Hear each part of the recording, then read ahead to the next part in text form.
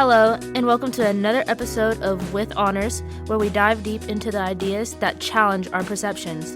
Today, we're exploring the theme Don't Judge a Book by its cover and how it relates to not judging an honors class by its course load. This episode will include the book The Housemaid by Frieda McFadden, so stay tuned as we discuss this powerful theme. The Housemaid teaches us not to judge anyone or anything too quickly.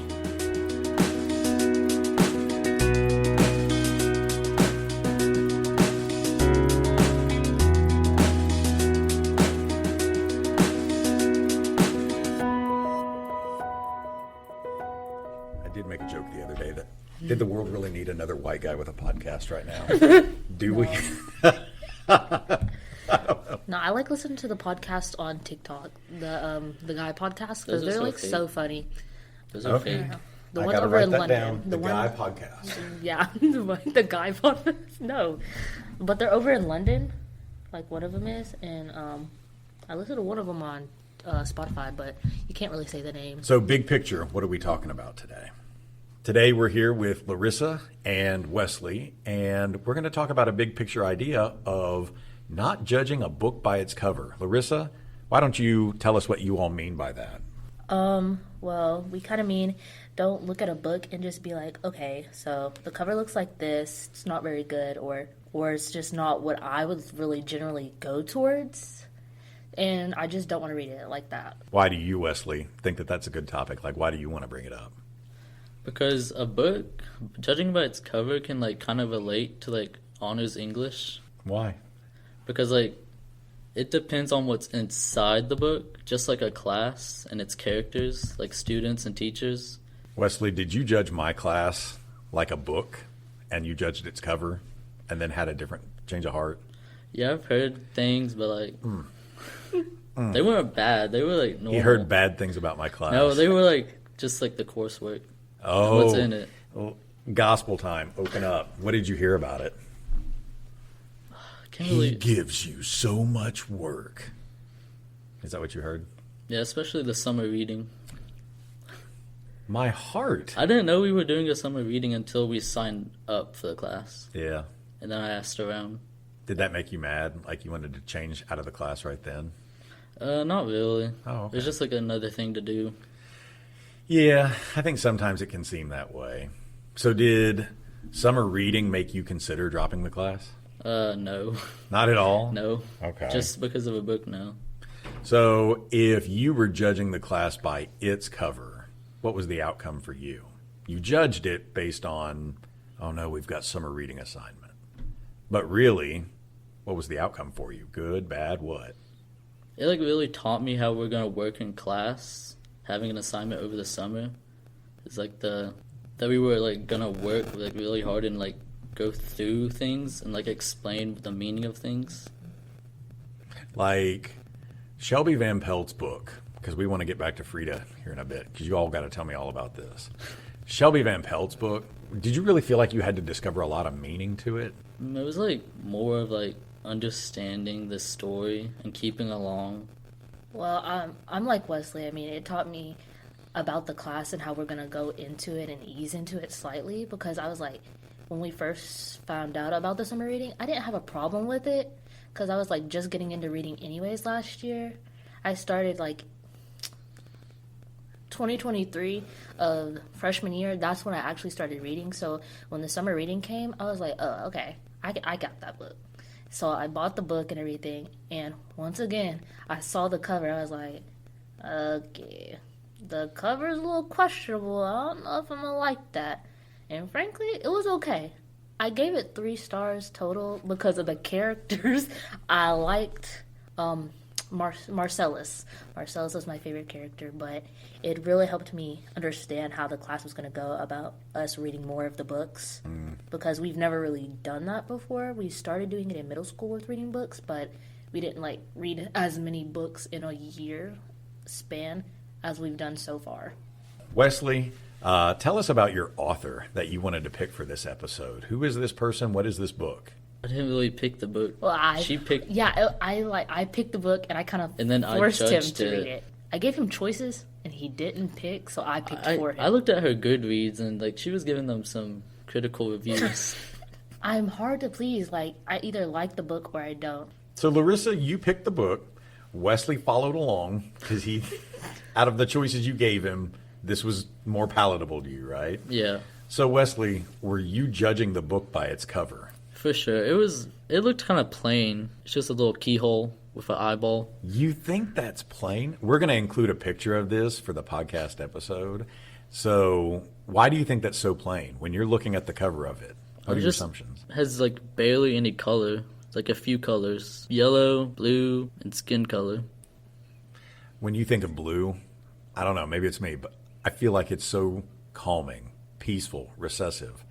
But I'm looking at an eye staring at me through a keyhole, and I'm thinking, that's not supposed to be a calming thing. I'm being watched. So it's unsettling to me. That's cool. But Wesley was judging the book by its cover. Were you, be honest, judging the book before you bought it?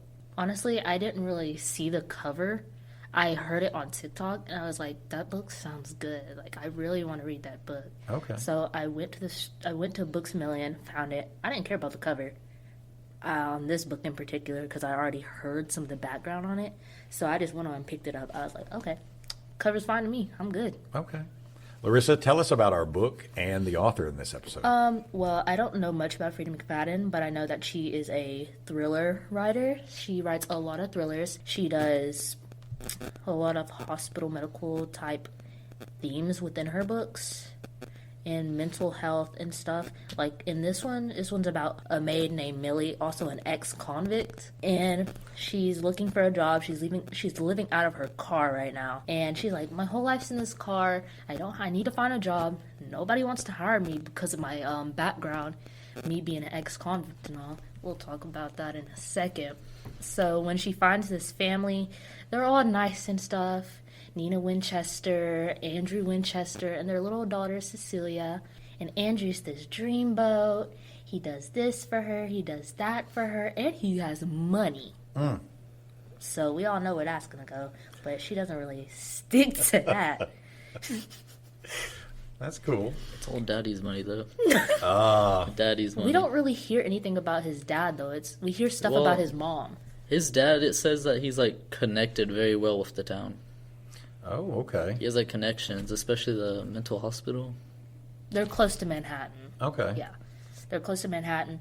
And you'll see later on that they do say Nina's crazy. She's been to a mental institution for an accident that happened in the past. You'll see different characters like Enzo a lot. He works with Millie in saving people's wives or husbands from bad relationships, which is what you'll get from this book. Bad relationships not going the right way. I'm probably talking a lot, so I'm going to let Wesley go. Yeah. Okay. He also read the book, so he also knows what happens, so I'll let him talk. So, like, at the beginning of the book, the reader's, like, left clueless. But then Nina's part in the book, it all ties it together on what's happening, and it leaves all the questions. It answers all of them. It, like, connects it very well. So, where did you first hear about this book? Tell us again. I actually heard about it on TikTok, on the Book Talk community, because I am part of them now. Sure. That's where I heard about it. So you saw a review for it. People said, hey, read this book. You had never read any Frieda McFadden before this. No, this was actually my first Frieda McFadden book, and it came out in 2022. But you have multiple Frieda McFadden books in front of you. So are you a Frieda McFadden fan? Yeah, I am. I love her books. I'm a big fan of thrillers in general.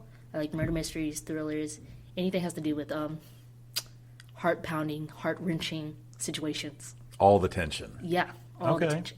So would this have been a book that you would have just pulled off the shelf, not knowing anything about the review? If you had seen this at a bookstore, would you have pulled it off the shelf and looked at it and thought, yeah, okay, I'll buy that? Probably not. Why? Because before I actually started getting into books, I skipped the book section. I didn't go to no bookstore or anything. And to be honest, what book I really got into was a murder mystery. It was A Good Girl's Guide to Murder, actually. I love that book, heard about it. I was like, okay, Dad, you gotta take me to the store.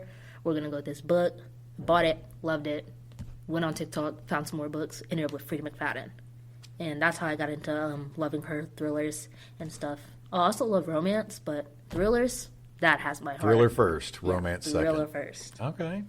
Wesley, is this a book? I know we talked about the cover. Is this a book you would have picked off the shelf? Knowing what it's about, would you have gone after this first if your friend hadn't said, we need to read this book? Not likely. The only thing that hooked me on the book was the back of it, and it's described it, and it's like kind of like a thriller, and I like thrillers. That's so good. So the whole episode here, we wanted to talk about Frieda McFadden, but you also wanted to talk big picture about not judging a book by its cover. You started by saying, you know, it relates to this class because you all had assumptions when you came into this class. Wesley, what were some of your assumptions? What was this class going to be like based on what you had heard other people say?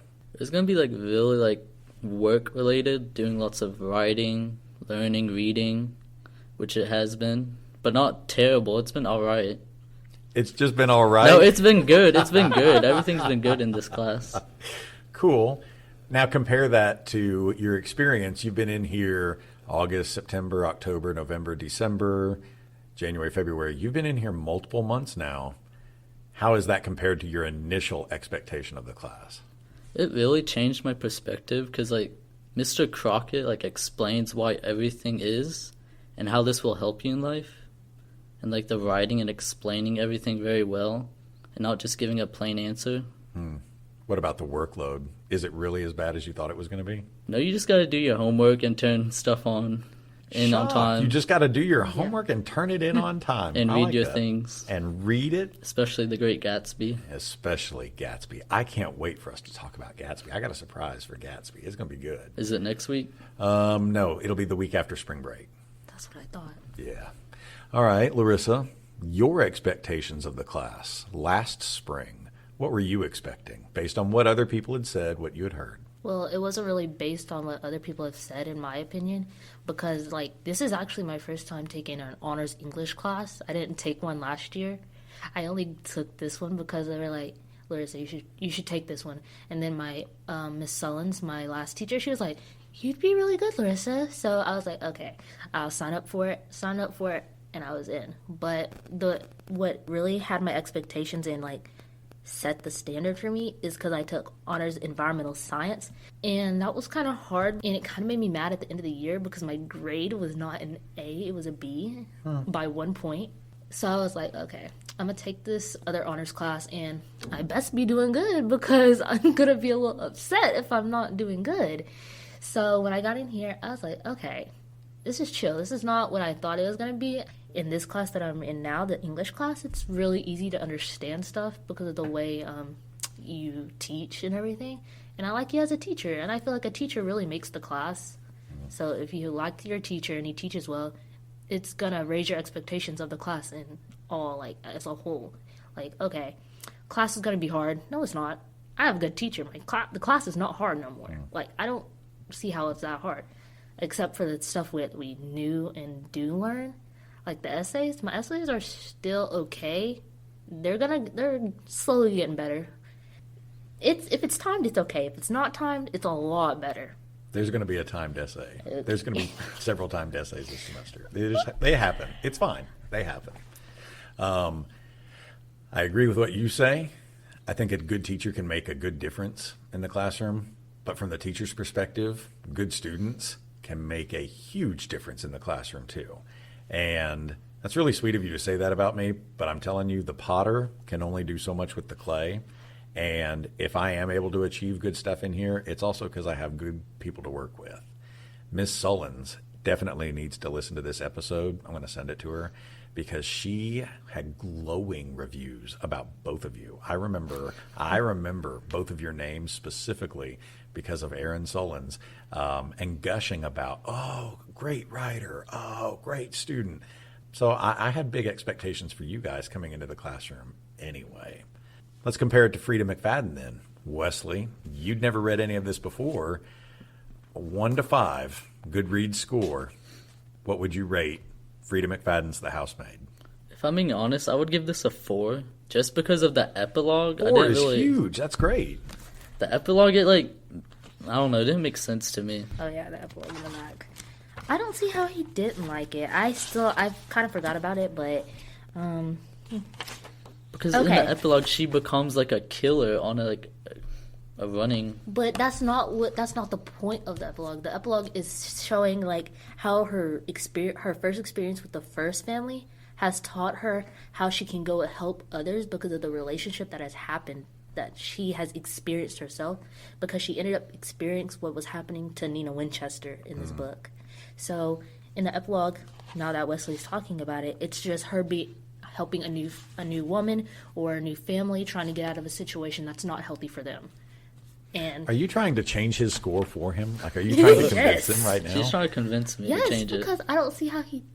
I like the epilogue. The epilogue is good because it really just shows like, okay, so she had all these experiences and now she's going to help others, and yeah, she's killing some of the men off, but if you read her other books, that's not all she's doing. Okay. So, Wesley, 4 out of 5, that's a really big score. That's great. If we put this onto a 20-point scale, because Coach Haston likes to put things on a 20-point scale. He hates decimal points. 1 to 20, where are you with this book? I would personally give this maybe a 17. That's huge. That's a Is 5. it? That's a 5, man. Oh. That's a low 5 for you. Yeah. Okay, but you really liked it, and you're only docking points for the epilogue? Well, there was some parts that like kind of went unexplained and I was confused about. Okay.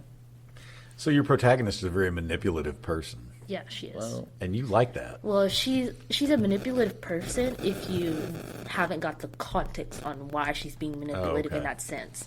But yeah, I like manipulative people. Like, Do you want to call her an anti-hero, or do you... Now, she's a definitely good guy hero protagonist who just sometimes does bad things, but not anti-hero. she's not like an anti-hero. I feel like she's doing all this stuff for a reason.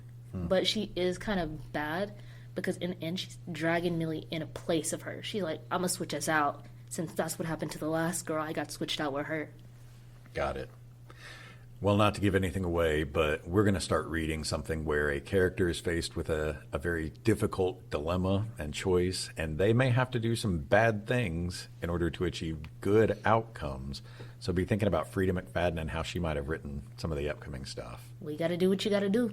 Gotta do. That's going to be the tagline for our show. You got to do what you gotta do. Say that one more time for me. You got to do what you got to do. There it is. You picked this book specifically related to with honors and an honors class. Wesley, are either of these books, is The Housemaid good for honors 10? Is this something we should have read in class? It doesn't matter what Larissa thinks. She can't hurt you. Well, there's like She can't some tell you parts what in to it think. that get a little interesting. What does that mean? We're high schoolers. We should be able to Oh, there's not some, make a It big gets- deal it gets about stuff. freaky. There's some mature scenes. There's Yeah. one mature Okay. scene. One. Well, Okay. she kind of like hints at Enzo a bit. Is it a book that you think has literary merit? Because if it has literary merit, I could always send a letter home asking parents, hey, there's mature elements to it. If you don't like this, we can find an alternate read. But as long as it has literary merit, Wesley, do you think that this is something I can teach because it has elevated word choices, or maybe you've got really good writer's style that we could talk about, character development, maybe symbolism? Is there anything like that that you think, oh yeah, this is literary merit? Yeah, I would definitely, just because of the perspectives in this book and how it all ties together. There was one I wanted to say that we went over when we were reading Antigone about Creon's character and how he used the different styles. Like, what was it? What were they called? The elements of rhetoric? The elements of rhetoric. I feel like that could really go with this book as well. Why? Tell. Because when we were saying persuasive and bringing up facts, except they don't really bring up facts in this. They bring up twisted facts, I would say. We also had logos, ethos, pathos. So you've got the logic and the facts and the data. You've got the morality, the ethical argument, the voice of authority. I feel like the morality one in here, because after Nina outs Millie for being a ex-con in front of Andrew, she's like, later on, because she walks into Millie's room up in the attic, and she's like, Millie, those are my clothes that you have. And Millie's like, you gave these to me because you said you couldn't fit in them no more. And she was like, no, I didn't. And Andrew comes up, and he's like, Nina, I know you said you couldn't fit these no more because I literally saw you take them out of the closet and say you're going to donate them. And she's like, no, I didn't. You're lying. She's an ex-convict. She had to do it. She had to steal my stuff. That's the emotional, trying to bring out the pathos. Yeah. So your character is once again manipulating facts, manipulating judgments, manipulating morality, and manipulating emotions. Yes. And this is a good person. Well, There's different views. yeah, you could take it either way. Okay. So frankly, yeah, you just have to, you could pick whatever side you want to take. Oh yeah, she's a good person or she's a bad person. But frankly, I think she is kind of selfish. But she's also at the same time, she's good because at the same time, she's trying to protect her daughter, Cecilia. So am I guilty of having judged the character by their cover? Have we been judging the character by her cover? Yeah, For sure, yeah. I judged the character before I even found out the truth. I was like, yeah, she's crazy. Yeah. Take her away. She had something going on. Well, that's cool. I like that you bring this up. Is this a book Jason Crockett's going to like? Look at him. Yeah, I think you'll like it, personally. But I think everybody will like my stuff, so. I'm an angry 45-year-old white man. You think that this is my book? Are you going to win me over with this book? I think the characters will win you over. Enzo. Enzo will win you over. He won me over. So good writing and good characters always win me over, and you think this is going to get me? Good plot. And good plot. Yeah, Okay. Can't forget plot. Well, thank you, Larissa. Thank you, Wesley. Appreciate you being here. Anything else you want to say before I'm done? I mean, if you're like on the edge of taking this class, don't listen to like other people telling you it's like really hard. You just gotta go into the class and like see it from your perspective instead of others' perspectives. Anything you want to say about the theme, the book, anything, experience? Book recommendation: The Boyfriend by Frieda McFadden. And her second book, The Housemaid Secret. Don't worry about the third, not gonna lie. Even though I like that book, but it's not as good as the first two. Go read Frieda. Read Frieda McFadden's book. Go read Frieda. I'm gonna hit the front and the back when I get to that. Very cool. Thanks, guys. That's a wrap on today's episode. We've talked about judging a book by its cover, whether it's a novel by Frieda McFadden, a class based on others' opinions, or people we meet. McFadden's books thrive on misdirection, much like how our expectations can mislead us when stepping into a new experience. Larissa and I would remind you that every class is what we make of it. What seems awful to one could be a best fit for another. Before you judge too quickly, whether it's a book, a class, or someone new, take a moment to form your own perspective. You might be surprised at what you discover. Thanks for listening. If you enjoyed this episode, subscribe, leave a review, and share your thoughts with us. Until next time, keep an open mind and keep turning the page.